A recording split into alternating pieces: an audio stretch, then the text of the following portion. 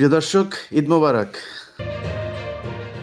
বিগত আওয়ামী লীগ সরকারের শাসনামলে বিদেশে পাড়ি জমান সাংবাদিক ও অনলাইন অ্যাক্টিভিস্ট ইলিয়াস হোসেন বিদেশে অবস্থান করেও বিভিন্ন ইস্যুতে সবসময় সামাজিক মাধ্যমে সরব ছিলেন তিনি।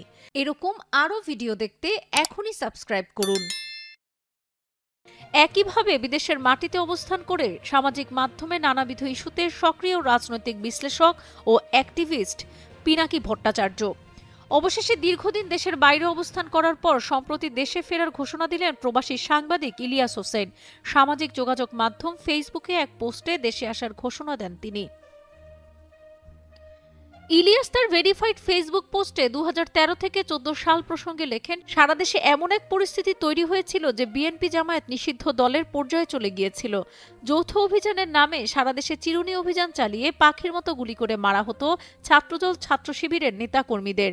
পরিস্থিতি এমন দাঁড়িয়েছিল তাদেরকে মারলে যেন কোনো বিচার নেই।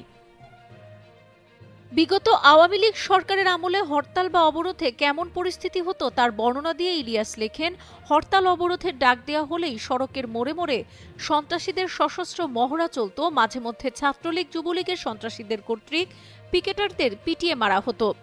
ইলিয়াস লিখেন, সে পরিস্থিতিতেও বিএনপি জামায়াতের সমর্থনে ঝটিকা মিছিল হতো, পিকেটিং হতো, আর আওয়ামী লীগের নেতারা পুলিশি পাহারায় হুমকি দিত খেলা হবে।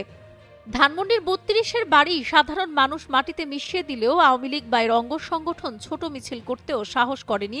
উল্লেখ করে ইলিয়াস লিখেন, পুলিশ এখন গুলি করে না, বিজিবি টহল নেই, তারপরেও তাদের আব্বার বাড়ি মাটিতে মিশিয়ে দেওয়া হলো। অথচ গোটা শহরে একটা ছোট মিছিল করার সাহস করতে পারল না আওয়ামী লীগের কোনো পর্যায়ের অঙ্গ সংগঠন। তারাই আবার তাদের সাহসিকা দেখাতে আসে।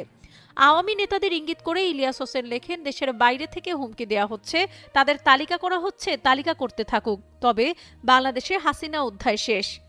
তিনি লিখেন, হুমকি ধামকি দিলে বিপদে পড়বে আগামী নেতারা, হুমকি দিলে অপারেশন টুঙ্গিপাড়া চালানো হবে। সর্বশেষ তিনি খেলতে চাইলে দেশে আসার আহ্বান জানান এবং জানান তারা সবাই দেশে আসার প্রস্তুতি নিচ্ছেন। তবে কে কে আসছেন তা উল্লেখ করেননি ইলিয়াস হোসেন। ধারণা করা হচ্ছে ইলিয়াস হোসেন, পিনাকি ভট্টাচার্যরা শীঘ্রই দেশে আসছেন।